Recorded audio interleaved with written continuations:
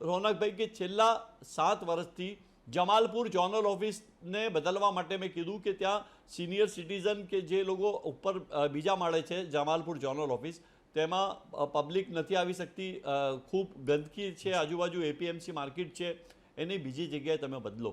પરંતુ છેલ્લા 7 વર્ષ થઈ ગયા, મેં વારંવાર એમને 5 થી 7 જગ્યા બતાવી કે આ જગ્યા ખાલી પડી છે, તમે લઈ લો. પણ એકબીજા સંકલનના અભાવે કોર્પોરેશન અને કલેક્ટર એકબીજાના સંકલનના અભાવે છેલ્લા 7 વર્ષથી જમાલપુર ઝોનલ ઓફિસની જગ્યા આપણે ફાળવી નથી શક્યા. એ મને દુઃખ સાથે મારે કાલે વોકઆઉટ કરીને કલેક્ટરની મિટિંગમાંથી મારે નીકળવું પડ્યું ને મેં કીધું આ પ્રજાના કામ છે, પ્રજાના પ્રશ્ન છે અને પ્રજાના પ્રશ્ન જ્યારે સોલ્વ ના થાય ત્યારે મારે ચોક્કસ બોલવું પડે. રોનકભાઈ, ઇન્દોરના અંદર ગંદા પાણી પીવાથી 16 થી 17 વ્યક્તિઓના મોત થયા છે.